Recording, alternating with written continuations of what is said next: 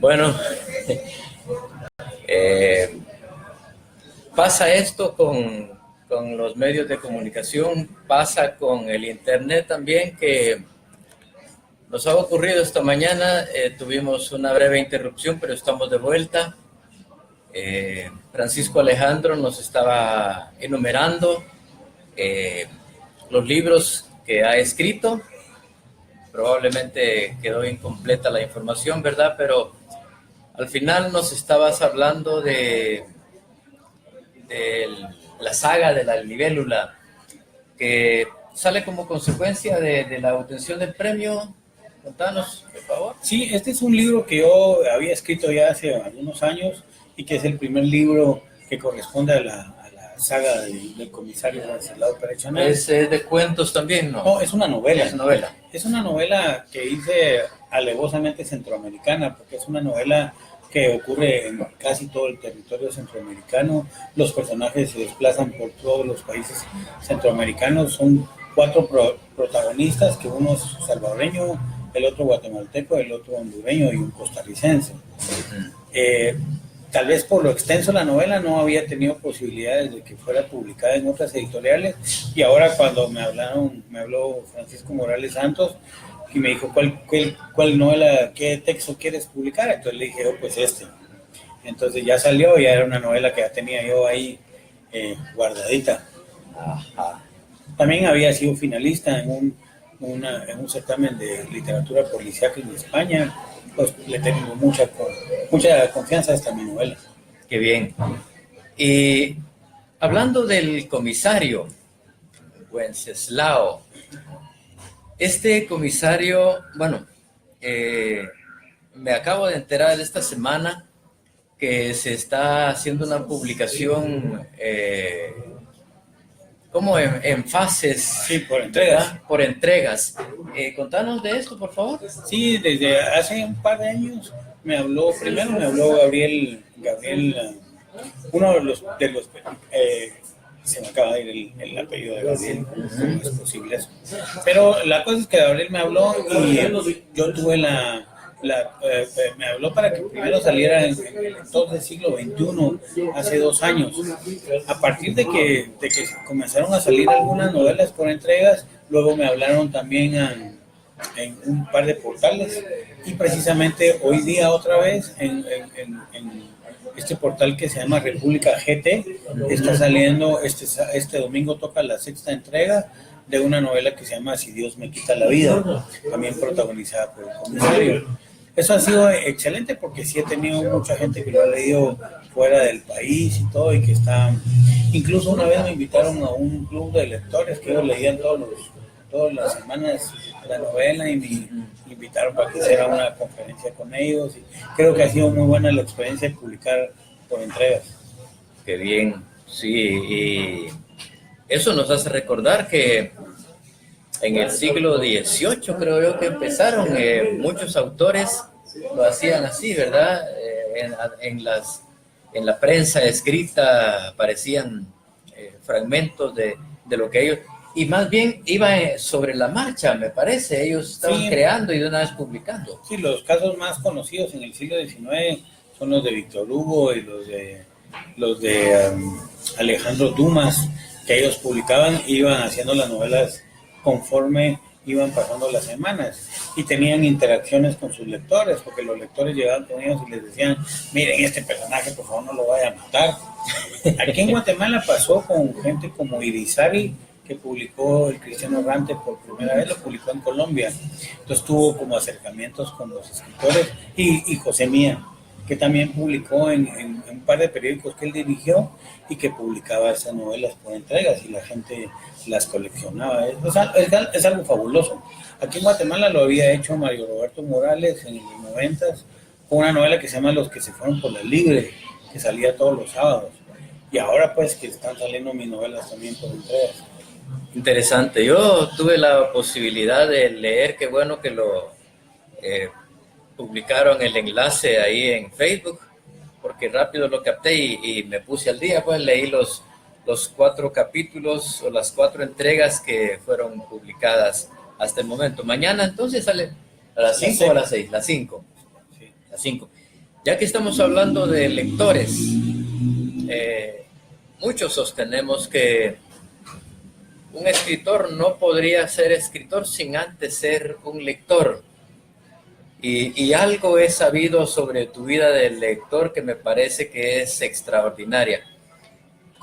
¿Qué estás leyendo en este momento? Ahorita estoy leyendo una de las novelas de Simenon.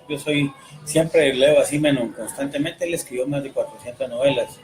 Y hoy me llevo más o menos leídas unas 280. Entonces, siempre a fines de año regreso con Simenon y me leo al Inspector Maigret. Él es de novela negra también. Sí, creo que es el escritor más prolífico de novela negra. Un escritor que a los 17 años él es belga, ¿verdad? Uh-huh. Y se fue a París y su producción, por ejemplo, de 3 años de cuentos publicados en periódicos llegó a 3,000, publicada con 17 seudónimos. Era un escritor sumamente prolífico y a los 27 años había publicado 225 novelas protagonizadas por Maigret. Y sus novelas, en realidad, es uno de los autores. Una novela corta la escribí en 3 días y una novela larga en una semana. En una semana. Tenía una habilidad, y si uno la lee, cada novela es espectacular. No son novelas hechas así de manera sistemática y con una fórmula, sino que son novelas muy, muy bien construidas. Extraordinario. En la literatura negra, la novela negra, ¿por qué se le dice negra? Hay dos situaciones por las cuales se les dice negra. En los años 30 en Estados Unidos salió una revista que se llama Black Mask, y autores de género negro de la novela policíaca. Pero no se llamaba policíaca porque el policía era el héroe del relato. Pero cuando salió esta revista Black Mask, que la portada era negra, se publicaban relatos de Chandler y de Hammett, de Horace McCoy, y eran relatos policiales. Entonces la gente asoció lo negro con lo suspenso. Y en Francia también, a principios de los años 20, como Noir es negro, ¿verdad? Y los crímenes ocurrían en las noches, entonces de ahí viene la relación de novela negra.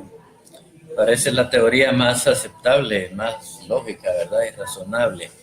Bueno, ¿cuántas novelas o libros más bien te lees en un mes? Yo te puedo decir que por año me leo aproximadamente unas 160 novelas. Entre novelas y cuentos. ¿Cuántas? 60. 180 al año. 60. 160. Sí. ¡Qué barbaridad! Soy un lector voraz. No leo así por hacer récord ni nada, sino porque tengo mucha pasión por la lectura. ¿Para esto aprendiste la lectura rápida o no? No, de hecho soy una persona que lee despacio. Lo que pasa es que no miro mucha tele, ni ni tengo otro tipo de entretenimientos más que juntarme con los cuates a veces y platicar. Pero yo creo que si uno se disciplina, así como yo no soy disciplinado, pero para escribir y para leer sí lo soy. Entonces tengo mi espacio diario de 2 horas diarias en las cuales o escribo o leo. Pero la verdad es que en los momentos que tengo tiempo en el trabajo y todo, siempre trato de adelantar mis lecturas, ¿sí? Por eso me los leo. Algunas veces en los años he tenido que bajar, ya han habido años en los que no he tenido mucho trabajo laboral, digamos, que he podido leer más, pero en realidad me mantengo en un promedio. Un promedio, sí. ¿Alguna vez estuviste de bajón que solo te leíste unas 100? Pues sí, cuando estuve estudiando en Costa Rica, yo precisamente me fui a estudiar porque dije, con mi trabajo periodista no me da tiempo de escribir. Pero cuando fui a estudiar, creo que es cuando más he podido leer. Y quizás los 2 años que me tocaron defender mi tesis, sí tuve que bajar un poco de libros, aunque leía muchos libros de teoría y de crítica. Entonces, por lo general sí me he mantenido leyendo. Y creo que cuando tengo depresión leo más. Sí. Bueno, yo me he dado cuenta también que si tengo algún problema que me está quejando, cuando empiezo a leer, el problema se me olvida. Y ahí he estado en carne propia comprobando, porque supe alguna vez que en España se había creado un grupo que se llama, ha de existir todavía, Literapia. Y estas personas le pusieron ese nombre porque ellos dedicaban tiempo para ir a los hospitales, por ejemplo, o visitar personas enfermas y les leían o les llevaban material escrito. Y ellos han dicho que si no cura, la lectura por lo menos alivia. Sí, claro, por supuesto. Yo me acuerdo en los años 80 con el fallecido Manuel Corleto, teníamos muy buena amistad. El Corleto creó un grupo que se llamaba Lectores Anónimos, y precisamente por aquí, por la Quinta Avenida y Tercera Calle, aquel consiguió un local en donde llegaba gente que tenía problemas serios de lectura. Pero cuando hablo de problemas serios de lectura era porque o se divorciaban, iban a comprar al súper y en lugar de comprar, se compraban libros, ¿verdad? O el día del salario lo que hacían era ir a gastar el salario en libros. Y entonces Corleto les daba una terapia que era para que no tuvieran ese tipo de compulsión para leer. Y yo lo acompañé varias veces y era increíble los casos de gente que tenía esos problemas así de comprar y de leer. Así que en la lectura siempre hay pasión y curación, como decimos. ¿Ibas a comentar algo? No, oyendo esto me parece interesante. Siempre que viene Paco Méndez nos cuenta anécdotas así como sacadas de la ficción, pero siempre disfrutamos la compañía de Paco cuando charlamos, ¿no? Exactamente. Estaba viendo eso, la novela negra. Yo estoy leyendo el libro El Chacal de Forsyth, que es sobre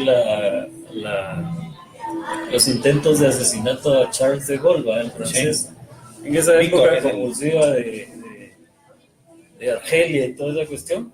Y la verdad es que excelente libro, bien hecho. Sí, como no. Y la cuestión de investigación. Y basado los franceses son buenos para esa onda. Y basado en un caso real, pues, claro. Y venezolano es. Pero sí, pero hay el primer atentado que sufre de Gaulle, todo por no controlar bien a la hora que oscurecía ese día el calendario, se equivocaron los iban a matar y por 25 minutos no lo mataron. No se lo echaron. O sea, es cuestión de novela, ¿verdad? La bala pasó rozándole la nariz, dice, ¿verdad? Pero fue por ese espacio después de la investigación. Sí, pues. Hay una novela también genial que se trata de no sé si te acuerdas, Chito, Mandela va a asumir la presidencia en Sudáfrica. Entonces hay un grupo radical blanco que lo quiere asesinar. Entonces se van a entrenar a Suecia. Y en Suecia está el famoso detective Kurt Wallander de Henning Mankell. La novela se llama La Leona Blanca. Y es una novela de un atentado precisamente que van a hacer contra Mandela, que es una novela genial también. Yo no sé si ustedes recordarán, pero aquí hubo un caso muy de ficción en la época de Ramiro de León Carpio, que resulta que habían contratado a un francotirador que se hospedaba en este hotel Ritz y habían alquilado un apartamento que, si ustedes ven del Ritz, hay un callejón directo hacia el balcón del palacio. Entonces, cuando él fue presidente, yo era reportero y me acuerdo que salió que había habido un intento de magnicidio. De hecho, fuimos y vimos el apartamento del Ritz estaba, pues, habían vestigios de que alguien había estado ahí. Nunca se supo si era real o no, pero es lo más cercano que hemos tenido aquí, parecido a Rocha. Sí, solo quería mencionar algo. El país, siempre le he dicho a Paco, que el país es propicio para tener unos excelentes escritores de novelas negras. Por lo menos el caso Rosenberg es un caso que se podría desarrollar en la literatura de una forma extraordinaria, ¿verdad? Sin necesidad de cambiarle, ¿sí? Porque el escenario y la forma en que se dio provoca que se los misterios que subyacen en cada uno de esos casos, ¿verdad? Como el asesinato de Gerardi, que de hecho ese sí ya hay varios libros, ¿verdad? Pero bueno, uno en Guatemala se levanta a las 7 de la mañana y hay 2 ametrallamientos, por ejemplo, ¿verdad? Sí. Y entonces, atrás de todos esos ametrallamientos y todo, hay la historia de un sicario, hay la historia de la víctima y está también sobre todo el sistema de seguridad.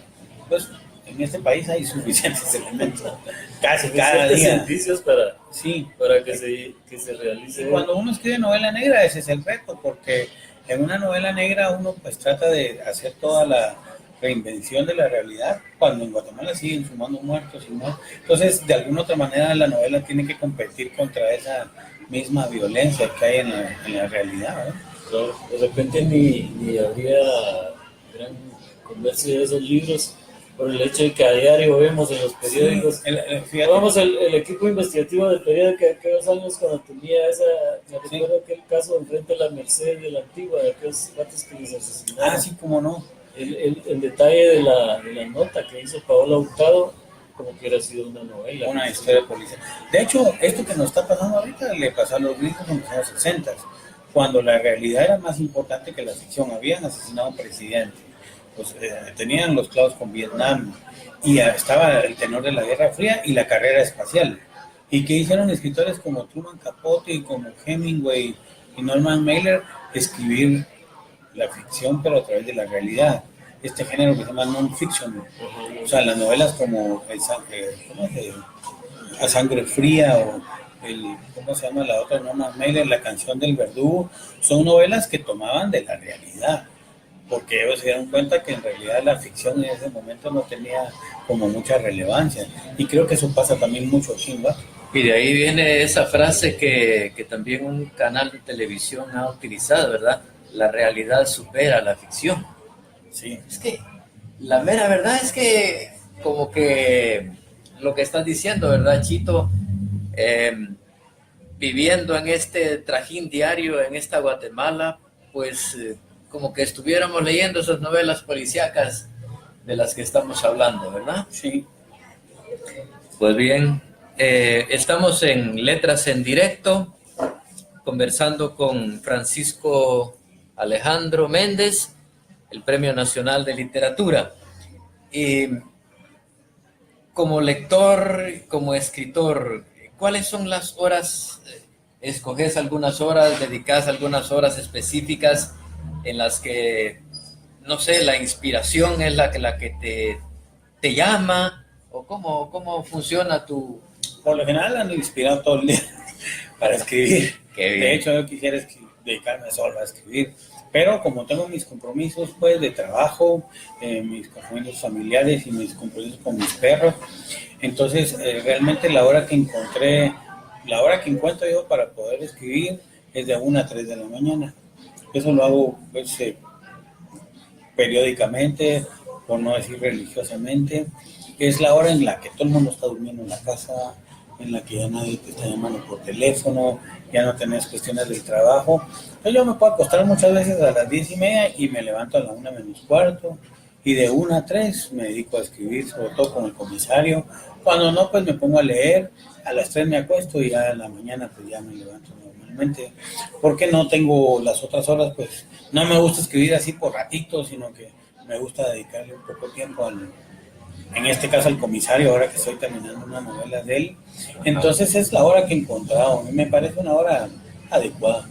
Entonces, ya no esperas que el comisario te toque la puerta a la 1, sino que vas y le abrís. Yo lo despierto a él. Excelente. Y yo estaba escuchando porque en los años 80 La Voz de los Estados Unidos de América transmitía una serie, una sección que se llamaba Cuentos Cortos. Y ahí recuerdo haber escuchado uno que se llamaba Los Mensajeros de Dios Tienen Barbas, algo así se llama. Y aparece dentro de ese cuento una niña hablando, eran escenificados, ¿verdad?, dentro de la radio. Y ella cuenta en una de esas partes que está leyendo a Alejandro Dumas y que lee a razón de maní por página. Tiene el hábito de estar comiendo maní y de estar leyendo. ¿Cómo pasa con tus hábitos? ¿Estás comiendo algo, bebiendo algo? Bueno, lo que más me gusta a mí cuando escribo es poner música. ¿verdad? Normalmente me gusta mucho la música clásica, me gusta mucho el blues, pero cuando escribo del comisario sí tengo que cambiar de rollo, porque al comisario le gusta mucho la salsa, entonces oigo mucha salsa y todo, especialmente cuando son escenas donde amerita ese tipo de música. Hay veces sí me gusta tener ahí un rico queso y irme lo comiendo por partes, pero no, las manillas se las dejo al comisario porque él come mucho maní garapiñado. Ajá, excelente, gracias. ¿Verdad? Entonces, de vez en Maní cuando. garapiñado. Sí, el comisario anda siempre con sus bolsitas, es uno de sus vicios.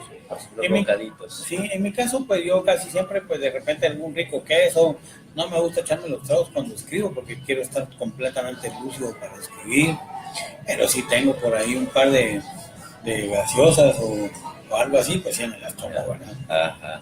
Por leche. Excelente. Yo quiero contarte también que tengo una novelita que se llama El volumen del misterio.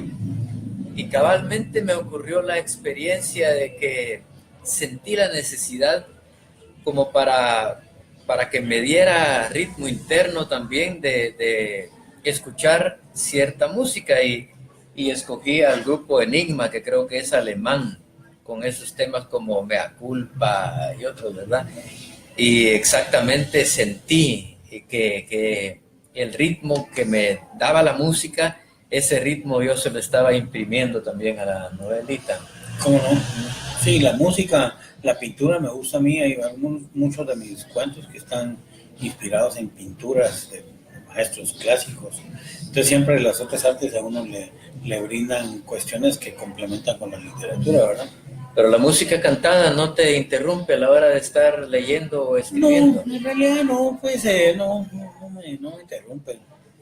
No, ¿Y tu relación con las redes sociales, con el Facebook y todo eso? Pues sí, tengo un Twitter, el cual soy bastante tuitero, ¿verdad? Se llama El Gran Fascinado. Por lo general tengo los viernes de chamán, que es los viernes del comisario. Siempre publico relatos inventados en ese momento. Y tengo también por lo general ando haciendo cosas así muy irónicas en mi Twitter. Después, en realidad el Facebook es una cuestión un poco más como familiar, ¿verdad? Uh-huh. En donde uno se pone cosas ahí interesantes.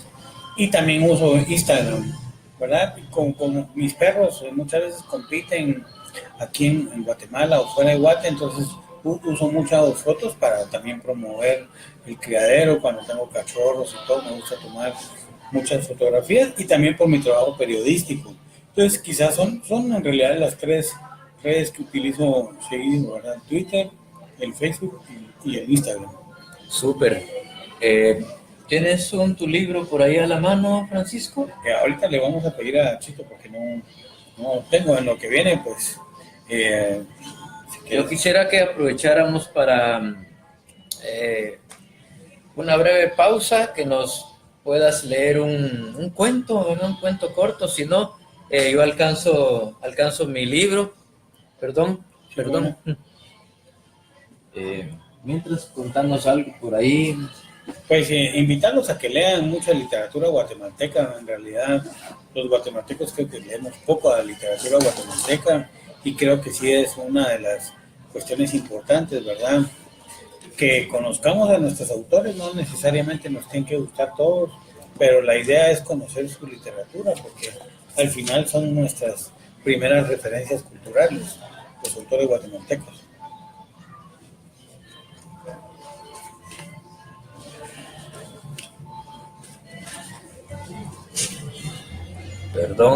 Perdón que me atraviese por aquí.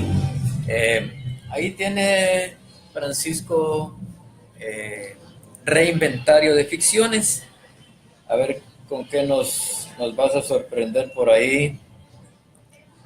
Uno corto, ¿verdad? Uno corto, ajá, para retomar luego la charla, porque y más adelante también Chito me había comentado, a ver si se acercan por acá, que quieren aprovechar un par de minutos, los del grupo Quemoc, es un grupo que me contaba él que en algunas ocasiones se han reunido aquí con con Paco para hablar de literatura, ¿verdad? Para estarse alimentando y retroalimentando de la misma. Esperemos que vengan ellos todavía, por lo menos ya está Chito, ¿verdad? Y habrá oportunidad de hablar al final. Y estamos lamentando porque Jackie Nistal no se ha aparecido, pero de todas maneras la literatura es la que nos hace encontrarnos acá y a ella vamos. Te dejo un ratito con letras en directo ahí. Bueno, voy a compartirles mi relato Ruleta Rusa. Seguramente va a ser un martes por la noche. Ese día me habré levantado un poco más tarde que de costumbre. Orinaré hasta quedar exprimido y de regreso a mi tibia habitación apagaré el televisor que ofrece muchos anuncios de máquinas para hacer ejercicios en la bañera. Desayunaré 2 huevos tibios con una rodaja de pan tostado. En la mesa leeré un fragmento de Los pasos perdidos de Alejo Carpentier. Más tarde rasgaré un poco mi guitarra y tararearé algo parecido a No Sun Coming Through My Window. Feel like I'm sitting at the bottom of the grave de Jimi Hendrix. Por supuesto que llegaré tarde a mi trabajo, el cual está ubicado en el segundo nivel de la casa. Encenderé la computadora, releeré el último de mis cuentos. Seguramente estará listo para dárselo a Rogelio o lanzarlo hacia un certamen que ofrece varios dígitos en premio. Con el diccionario de la MAC y el de la Real Academia, corregiré una novela durante toda la mañana, en la que el frío de noviembre me rozará las mejillas, las manos y mis pies, que seguramente estarán descalzos. De fondo me acompañará la guitarra flamenca de Otmar Liebert y la nostálgica voz de Pablo Milanés. En la tarde, a la hora exacta en la que no sabré cuándo empiezan a encenderse las estrellas, contemplaré el azul del cielo que se funde con el naranja que mágicamente emerge tras los volcanes. De seguro habré fumado 1 o 2 cigarros de marihuana. Esconderé los mozotes y el papel en mi caja metálica de té chino y la guardaré tras la vieja refrigeradora. Frente a la pantalla chica descansaré mi cerebro de 20 a 30 minutos mientras me río de las payasadas de Harold Lloyd. Y en alguna de mis salidas inesperadas al baño observaré una leve brisa sobre los sauces llorones que enfilan hacia el Cerrito del Carmen. Pocos minutos antes de las 7 de la noche imprimiré la trágica novela de una colega, a quien deberé entregársela corregida y con un prólogo no muy extenso. La máquina del teléfono habrá negado mi presencia en casa y luego un tajante, no estoy en estos momentos. Invitará a dejar su mensaje después del ridículo timbre. De seguro las invitaciones me ofrecerán tomar unas cervezas en el olvido, bostezar en alguna comedia del teatro de la zona 1 y una velada con adolescentes enamoradas de los bohemios. Luego de apagar la Macintosh, iré al baño a rasurarme lo azul de mi cara. Me lavaré los dientes hasta escupir sangre con la pasta dental de bicarbonato. Comeré galletas de chocolate y beberé agua fría a boca de jarro. De noche, cuando esté sentado en la cama con la luz apagada, tomaré el revólver 38 que contiene una única bala. Rodaré el tambor con la misma fuerza con la que día tras día he ejecutado este final del juego. Apretaré las muelas, toseré hasta antes del clic sin detonación. Mi sonrisa quedará congelada hasta que al día siguiente me levante un poco más tarde que de costumbre. Si no sucede ese martes, seguramente será otro maravilloso miércoles, jueves o viernes. De lo que estoy seguro completamente es que siempre esperaré ansioso lo tenue de la noche para escuchar el clic que me ha mantenido el alma prendida de un hilo desde hace ya tantos años que son difíciles de recordar. Ruleta rusa. Ruleta rusa. Muy bien. Retomemos la charla luego de ese remanso. Habías mencionado el periodismo. Te has dedicado al periodismo, ¿verdad? Sí, creo que el periodismo es lo que me ha dado a mí de comer en la vida. Comencé cuando el siglo XXI comenzó, el siglo XXI, digamos, original en el año 89, comencé en mi trabajo periodístico como corrector, luego en la sección internacionales, luego en las culturales. Más adelante tuvimos una revista que era de Rodolfo Móvil, que se llamaba Polémica, en la cual estuvimos 3, 4 años. Algunas veces hice trabajos en agencias como EFE, por ejemplo. Luego estuve de director de producción de la Radio Universidad durante 2 años. Y luego estuve en Prensa Libre, estuve también unos 4 años, especialmente en investigación y en la revista Domingo. También estuve dirigiendo el periódico Alerta Legislativa, que fue hace muchos años ahí con un proyecto de transparencia. Luego pues me fui a estudiar y al regreso pues volví al periodismo otra vez en siglo XXI y tengo 7 años de ser columnista de nuestro diario y actualmente soy el jefe de redacción del Diario de Centroamérica. Entonces más o menos pues he tenido una carrera de más de 20 años en las cuales he tenido muchas satisfacciones. Excelente. La literatura se va beneficiando de esa experiencia periodística, ¿verdad? Ese cuento, precisamente el primer cuento que aparece en este reinventario de ficciones, Sombras del Jaguar, trata precisamente de 2 periodistas, ¿verdad? Un cuento realmente fascinante, extraordinario. Y danos tu opinión. El periodismo, la prensa, ¿qué tanta objetividad ves en la prensa? Pues yo creo que no puede haber objetividad en ningún tipo de periodismo, ¿verdad? Porque cada periódico funciona de acuerdo a las políticas internas de los dueños, por ejemplo, en el caso de los periódicos que pertenecen a empresas, y en caso de periódicos que son del Estado, pues funcionan a través de proyectos de la misma gobernación. Creo que el periodismo lo que trata es acercar un poco, digamos, una realidad que acontece a diario, mostrarla como se muestra en la literatura. Para mí hay mucho de literatura en el periodismo, porque si bien es cierto, uno como periodista trata de ser objetivo, pero la objetividad tiene que ver mucho con el conjunto de lo que significa un periódico. Por eso creo yo que no existe. Lo que sí existe es el deseo de transmitir información, es el deseo de comunicar y de mostrar una realidad, por ejemplo, como la nuestra, tan convulsa y tan difícil. Imagínate un periódico en Costa Rica, donde es un país, digamos que 10 veces más tranquilo que este, pues los periódicos muestran otro tipo de realidad. Los de nosotros estamos acostumbrados a que la violencia y la política sean parte, digamos, de las agendas diarias de los periódicos. Sí, y también me parece a mí que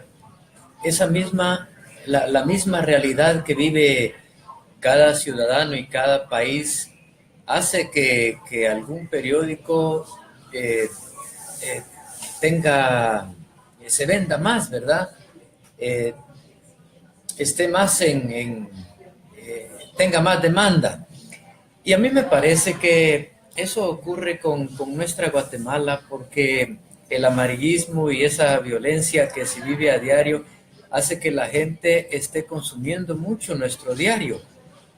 Que nuestro diario es el medio que más penetración tiene en Guatemala. Sí. Los tirajes son mayoritarios, es el que más se imprime y el que más consume el ciudadano. Creo yo que tiene que ver con la cultura también del guatemalteco. Pero fíjate que también en otros países los periódicos que más se venden son los periódicos que tienen un corte más o menos de este tipo. Y entonces digamos que lo que te das cuenta es que no es que la gente responde a las agendas de los periódicos, sino que es al revés, ¿verdad? Los periódicos responden a lo que la gente demanda, ¿verdad? Y ahora digamos en los periódicos se le da mucha más importancia, por ejemplo, a la fotografía, porque la gente lee menos. Está comprobado que la gente lee titulares, ve fotografías y de repente lee el primer párrafo de una noticia.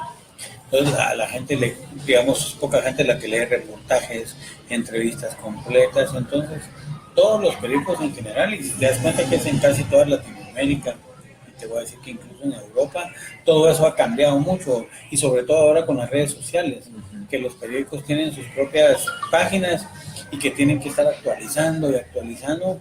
Entonces la cuestión va más a la imagen que a la propiamente en sí la palabra. Es que hay abundancia de información ahora, entonces para consumir eso, lo que uno postea, la recomendación en las redes debe ser breve, ¿verdad? Sí, sí, es difícil que la gente lea ahora una página completa. Sí. Cambiemos, aquí tenemos que abordar un sinfín de temas, ¿verdad? Para ver si eso por lo menos nos ayuda a conocer mejor a Francisco Alejandro. Estamos en Letras en Directo desde la Casa del Libro, en Casa de Cervantes, Zona 1, en el Centro Histórico de la Ciudad de Guatemala.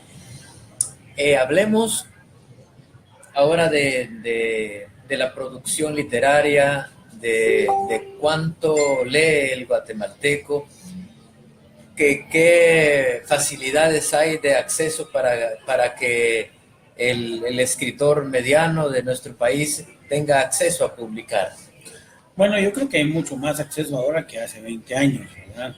Durante la época incluso del conflicto armado era muy difícil que las editoriales apostaran por los autores, sobre todo por el tipo de literatura que se hacía en esa época. Sin embargo, hoy en día creo que sí hay, digamos, no es que haya muchas editoriales, pero si un autor quiere ser conocido puede comenzar haciendo un blog, por ejemplo, ¿verdad? Hay un caso interesante de Juan Pablo Dardón, que aquel tiene su blog que se llama Fe de Rata, que fue publicado en libro por una editorial internacional. Es decir, digamos que a partir de su blog se publicó el libro. Entonces, y también hay algunas editoriales como Sopilote, como Alambique, por ejemplo, que son editoriales pequeñas donde pues, ofrecen oportunidades de publicar. Y también están las editoriales pues oficiales, las grandes, algunas en las que la gente tiene que pagar y entonces te llevan a una feria, te consiguen un traductor, es decir, hay para todo tipo. Pero yo sí creo que hay posibilidades ahora de publicar. La misma editorial Cultura ha publicado autores que antes nunca habían publicado libros. La vez pasada fui a dar una charla Chiquimula, que me llevó Gustavo Bracamonte a hablar con escritores, y yo me encontré con escritores que tenían 25 o 30 libros publicados y que muchos de ellos se publican ellos mismos. Es decir, esas posibilidades las tiene uno. Antes era más difícil, ¿verdad? Porque eran mucho más caras las publicaciones, menos editoriales, y yo creo que ahora sí, pues, digamos, editoriales como la X, por ejemplo, de Estuardo Prado ha publicado muchísimo, y hay algunas otras en las cuales uno solamente se tiene que acercar y hablar con los autores. Creo que esas posibilidades hay. Lo que creo que no hay es muchos lectores en Guatemala, ¿verdad? Creo que es alrededor de unos 200 libros los que se publican en Guatemala, y creo que son... que se publican 200 cada cuánto? Al año. Al año. Sí. Por ejemplo, Costa Rica son 600 libros que se publican al año. Eso tiene que ver con la demanda entonces, mientras más lector, sí, más porque, producción. por ejemplo, uno de autor, yo llevo más de 25 libros publicados y yo no tengo un grupo de lectores, así que digan, soy lectores de Francisco Men. Posiblemente de Rodrigo Reyes así los tenga. Pero digamos que no es como en otros países, que en España la gente, hay lectores de tal y tal autor. Aquí por lo general son los familiares, los mismos amigos escritores que nos leemos entre unos y otros, pero es muy difícil que uno tenga un potencial lector. Y creo que es porque hay varias razones. Una de ellas es que el guatemalteco no lee mucha literatura guatemalteca. Otra también es que aquí no se cree mucho en el artista nacional. Entonces, cuando un autor publica y es bueno, siempre hay un montón de peros para poderlo leer. Pero yo tuve acceso la vez pasada a un estudio donde decían que aquí en Guatemala de cada 10 personas, 5 leen, saben leer y escribir. Pero de esas 5, solo 3 leen. Y de esas 3 que leen, solo uno entiende lo que leen. Es decir, los niveles de lectura y el conocimiento para el aprendizaje en este país es muy bajo. Entonces, para leer poesía, por ejemplo, ¿verdad? Para leer ensayo, que se necesita tener, digamos, mejores conocimientos, es muy difícil que la gente lea. Por eso aquí, por ejemplo, la poesía se lee menos. se lee más la narrativa. Entonces me parece que hace falta más una creación de lectores. Aunque ahora hay muchos clubes de lectura y todo, creo que hace falta mucho para que exista precisamente una demanda de textos. Mira, Paco, yo creo que el mismo gobierno, hay que decirlo, el mismo gobierno no ha estado apoyando la literatura. Acabo de estar leyendo yo lo que hace el Ministerio de Educación, que no tiene un listado de libros que sea obligatorio para los colegios y las escuelas. No tienen incluido a Miguel Ángel Asturias para que lo lean. Por eso Miguel Ángel Asturias no es muy leído en Guatemala también. Sí, yo creo que eso es una parte, pero también creo yo, por ejemplo, la iniciativa privada desde la época de la Revolución ha tenido una campaña negra contra Asturias. Y esa campaña negra está hecha a partir de negarle digamos, estoy hablando del sector privado en términos educativos, en términos de producción económica. Y creo yo que el Estado ha tenido su falta, pero acuérdate que también nosotros somos un país en el cual se le niega, por ejemplo, Asturias ha sido vilipendiado, ¿verdad? Entonces eso crea, digamos, cierto callo para que cuando la gente quiera leer Asturias ya tenga un estigma, ¿verdad? O ya la gente diga, voy a leer este que era un comunista, cuando en realidad de alguna otra manera no se le conoce exactamente en su dimensión, sino que lo que ha habido, como creo yo, es una gran campaña negra contra él. Entonces cuando te encontrás con estudiantes que van a leer Asturias, primero no existe una preparación muchas veces de los maestros para poderlo enseñar, y luego está ese contexto que hace que la gente crea que Asturias era un borracho y que por eso le dieron el Nobel, como mucha gente lo ha dicho, que es una cosa completamente falsa. Sin embargo, él, que es nuestro referente de la literatura, que es el autor más leído, todavía aún así, como vos decís, existe mucha resistencia para poderlo leer. No se diga con autores que tienen, digamos, menos vuelo internacional que él. Entonces, creo que había un fallo. Creo que este país le ha fallado a Asturias, le ha fallado el Estado, le ha fallado el conglomerado empresarial y le ha fallado también el público guatemalteco. Este año que se cumplieron 50 años del Nobel, ha habido un montón de actividades. Yo esperaría que en enero esto ya la gente ya pasó Asturias, ya no lo voy a leer, porque eso es lo que pasa ahora con nuestro país. Entonces creo yo que hasta que no tengamos, digamos, una noción y una dimensión de lo que significa Asturias, mira, voy a ponerte este ejemplo. Yo he ido varias veces a Nicaragua, y en Nicaragua los taxistas te recitan a Darío. Vas en una camioneta y por ahí escuchas una discusión de Darío. Y es un país donde, como dice Sergio Ramírez, es el país que tiene más poetas por kilómetro cuadrado. Y es un país pobre. O sea, ahí no se puede alegar que la pobreza no es una limitante para la lectura. En cambio, nosotros no tenemos esa referencia de Asturias. Esa referencia la tiene un grupito nada más, que somos los que lo leemos, pero el país entero no. Esa es la gran diferencia. En Nicaragua la gente hasta se sabe un poema de Darío. Aquí yo no sé cuánta gente se sabrá un poema de Asturias. Lamentable, definitivamente. ¿Querías agregar algo, Chito? Bueno, sí, escuchando esto de Asturias, ¿verdad? Que tiene mucha razón Paco acá, sobre todo que de los 30 años que yo vendió libros, los libros de Asturias no se conocían hasta el 96, 95 se publicaron. Hubieron ediciones aquí en Guatemala, ¿no? Uh-huh. Todas habían sido en Losada, en Alianza, Argentina, México.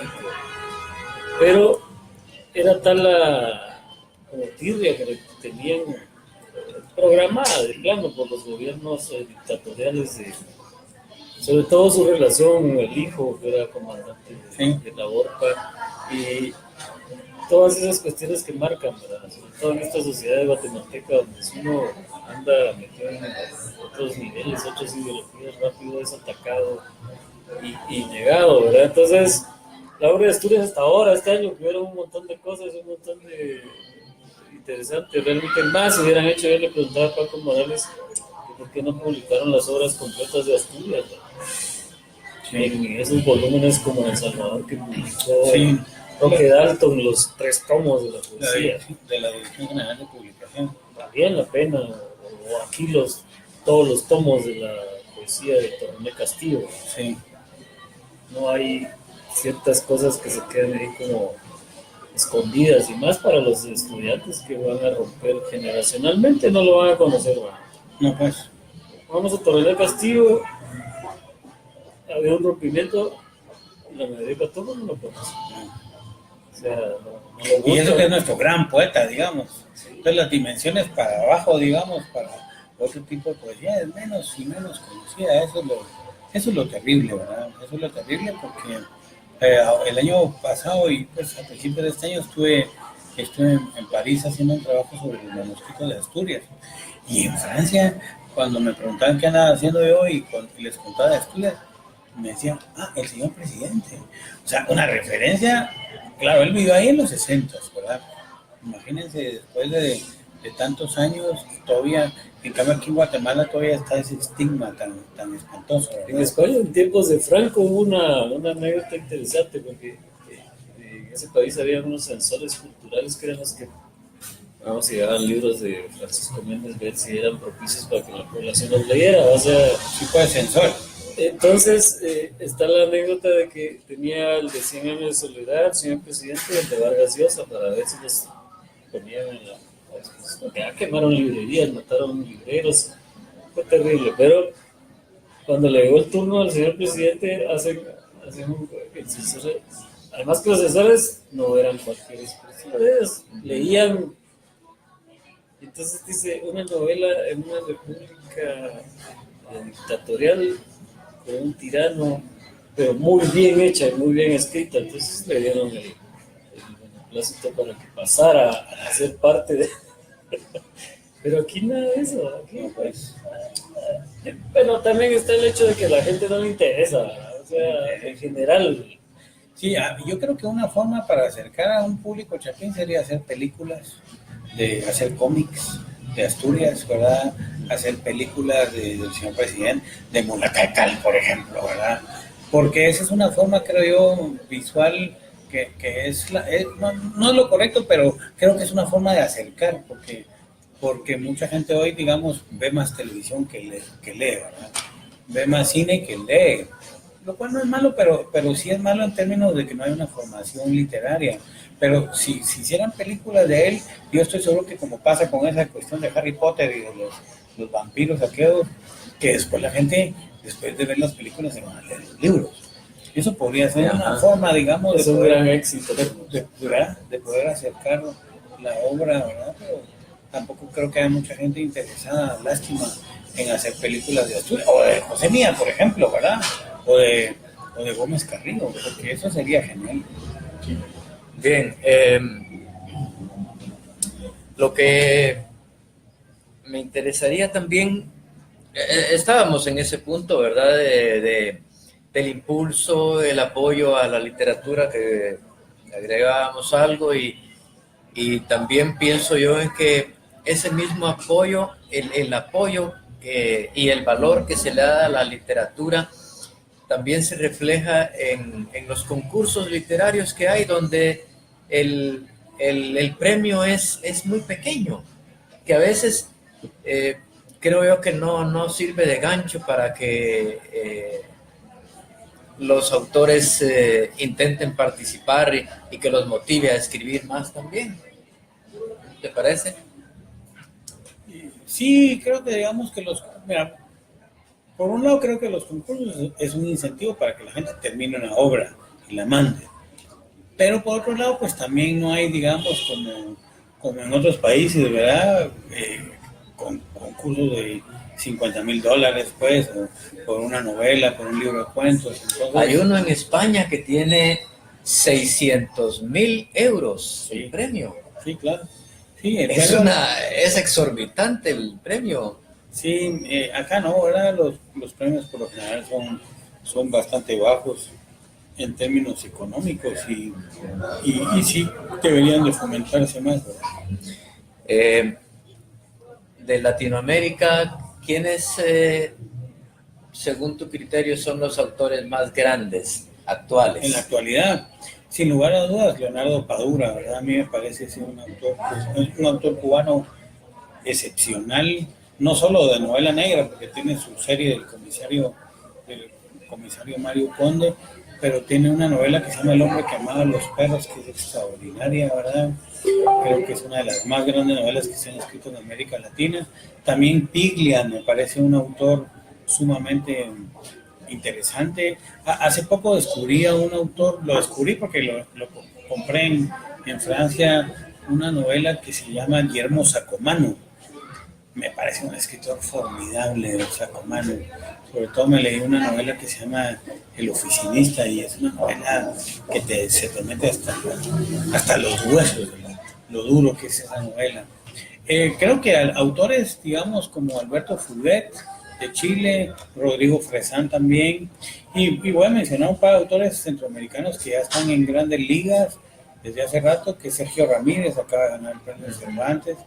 A mí me parece que Sergio es un gran cuentista y por supuesto novelista, y Horacio Castellanos Moya, por supuesto, que creo que es un autor de mucha obra. Se acaban de cumplir 20 años de la primera edición del Asco y creo que es un autor importantísimo, y creo que Yoconda Belli también. Creo que por supuesto que hay más autores, pero estos son como los autores que hoy en día la gente tiene como de referencia, ¿verdad? Jorge Volpi también, el escritor mexicano, creo que son de los autores latinoamericanos más leídos o con interesantes propuestas. Y en general, a nivel mundial, algunos que consideras vitales, favoritos tuyos. Bueno, mira, si hablara de Estados Unidos, te diría que Paul Auster es un autor que me gusta mucho, y también Thomas Pynchon y Don DeLillo. Estos autores, para mí, creo que son de los autores más interesantes en mi gusto literario. Y por supuesto que en Europa hay una gran cantidad de autores. A mí me gusta mucho, pues por el género que yo leo, me gusta mucho, te puedo mencionar algunos autores de Suecia. Henning Mankell, por supuesto, es un autor que me encanta, pero sobre todo el autor Stieg Larsson, que es el autor de la trilogía Millennium, que me parece genial, el maestro. Hay un autor islandés que se llama Arnaldur Indridason, que es un autor de mucha lectura. Hay un escritor griego que se llama Petrus Markaris, que tiene una obra también así muy consolidada. Y pues de España quizá Javier Cercas, creo que es de los autores que me gustan a mí mucho. Y ¿qué te puedo mencionar yo? De Italia, Andrea Camilleri, que es un autor que me gusta mucho. Y quizá en Francia hay un amigo que es amigo mío, porque lo considero un gran escritor, que se llama Sebastián Routés. Y también se llama Fran Vargas, que es una escritora francesa de novela negra. Creo que son de los autores que a mí me gustan mucho, aunque te voy a decir que leo también mucha literatura japonesa y me gusta mucho bueno, hay dos Murakamis, Ryu Murakami y Haruki Murakami. A mí me gusta mucho Ryu, que es un autor quizá menos conocido, pero es más ácido, más espeso, el tipo de literatura que a mí me gusta, ¿verdad? Creo que son de los autores. Yo acabo de empezar ahorita la lectura de Tokyo Blues. Sí. Ya estoy en el tercer capítulo de Haruki Murakami, me llama la atención también. Y por ahí tengo pendiente a Ishimura, ¿no? ¿Cómo se llama? Sí. Ishiguro, el premio Nobel, ¿verdad? Uh-huh. Que de todas maneras hay que conocer, ¿verdad? Para poder opinar.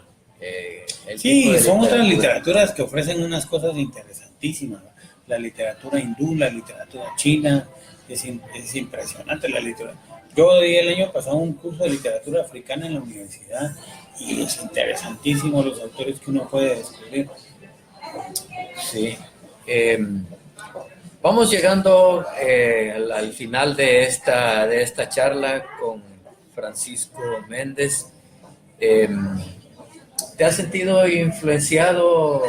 ¿Hay influencia en tu letra de algunos autores? Pues ojalá las hubiera. A mí me encantan mucho dos autores que son de mis grandes favoritos, es Dashiell Hammett y Raymond Chandler, que son autores que yo admiro muchísimo. Por supuesto que me gusta Cortázar, me sigue gustando Cortázar. Hay un autor que yo quisiera escribir como él algún día, que se llama Rubén Fonseca, que es un escritor brasileño, que me encantaría, ¿verdad?, tener influencia de él, o de Bukowski, por ejemplo, ¿verdad? Siempre he sido bukowskiano, pero uno de alguna otra manera se nutre con esos autores, ¿verdad? Y luego transforma un poco el legado que ellos les dan y los convierte uno en algo propio, pero yo creo que mis cuentos siempre Cortázar ha sido un escritor que he admirado mucho y lo he leído mucho, y cuando uno lee muchos autores, pues algo se le va pegando, ¿no? Sí. Para los escritores que están ahorita con nosotros en Letras en Directo, ¿puedes compartirles algo que les pueda ser de utilidad, algunos consejos, qué sé yo? Bueno, pues no son mucho dar consejos, lo que yo sí creo es que hay algo que me pasó a mí y es creer en uno mismo, ¿verdad? Yo me acuerdo que la primera vez que enseñé mis cuentos a un grupo de escritores, que no voy a decir su nombre, me rechazaron y me dijeron que los cuentos no servían, que había que quitarles el final, que había que quitarles el inicio, y menos mal no les hice caso. Y quitarle lo de en medio. Y que los verbos estaban mal conjugados. Entonces uno, por lo general en este país, al principio recibe siempre mucho rechazo. Y también cuando le va bien recibe mucho rechazo. Porque somos guatemaltecos que tenemos una forma muy convulsa. Creo que es muy importante uno ser terco, ¿verdad? Ser terco y creer en lo que uno se ha propuesto. Las críticas de los demás a uno les debe, como decía Serrano Elías, valer guango, ¿verdad? Porque al final de cuentas es poca la gente que es sincera con uno. Es poca la gente que te va a decir, mira, por lo general hay muchas envidias, ¿verdad? Entonces, lo que yo pienso es que uno para fortalecerse y crecer uno espiritual e intelectualmente, hay que prepararse mucho, hay que leer y volver a leer otra vez, y sobre todo tener la confianza en que uno puede hacer algo, porque cuando uno es joven y comienza a publicar o a escribir, uno está muy inseguro, ¿verdad? Entonces no sabe, pero ahí sí que los que mejor saben son los lectores. Yo he tenido cuentos que pienso que son los más lindos, y digo, y cuando en realidad la gente menos lo va a leer. Entonces, al final de cuentas, hay que confiar en los lectores, que los lectores sean los que le digan a uno, bueno, mira, espero otro libro tuyo, y que no sea aquella gente que en realidad lo que quiere es aplastarlo a uno. Sí, pues bueno, te voy a pedir de favor que nos leas otro relato, sí, por favor, y con este vamos despidiéndonos de Letras en Directo. Te voy a dejar solo con la audiencia. Gracias, Paco. A vos, muchas gracias.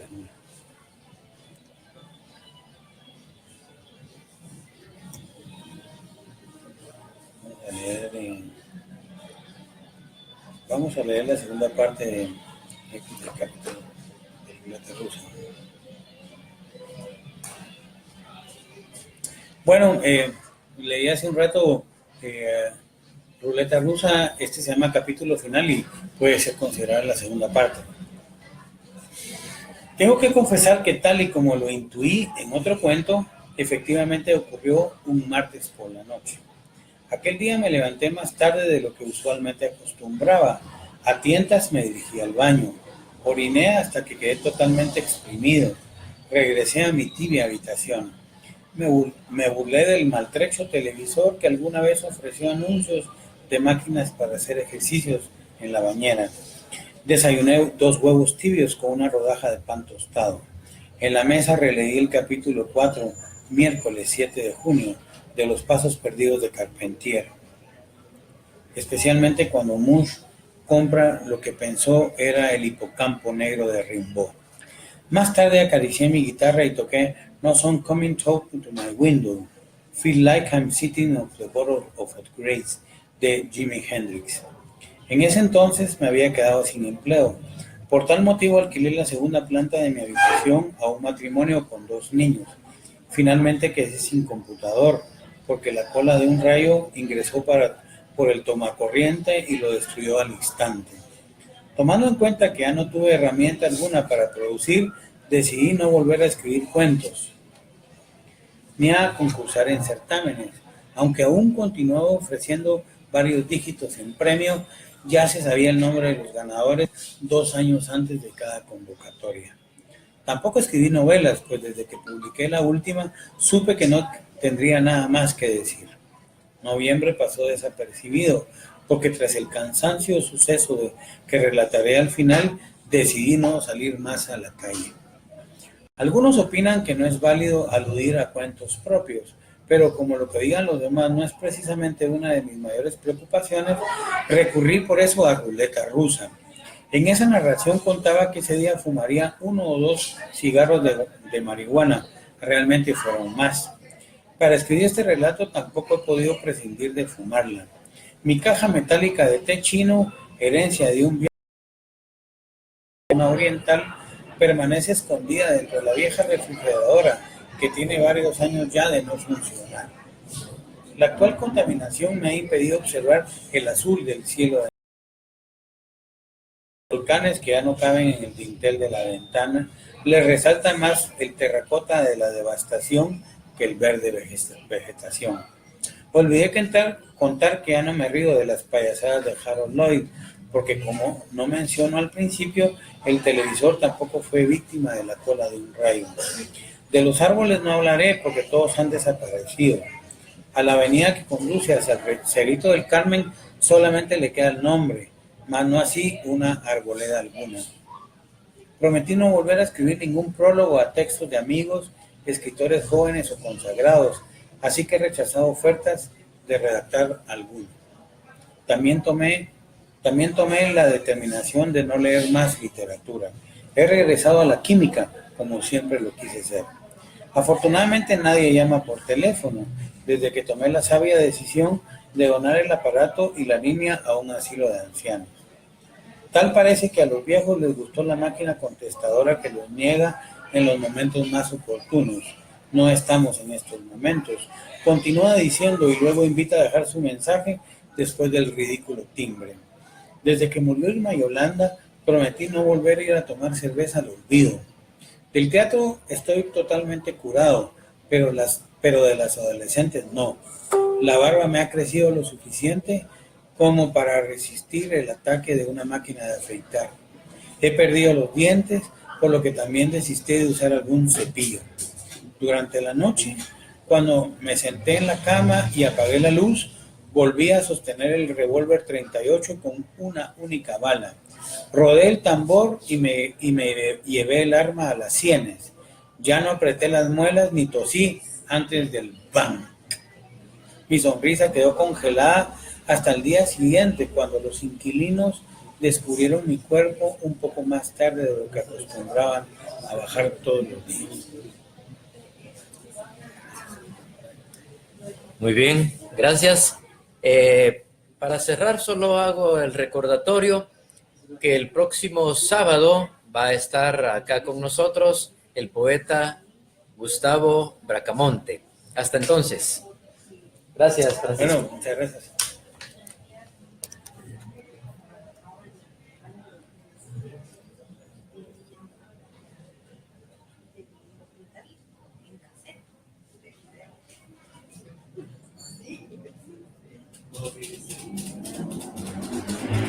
Gracias.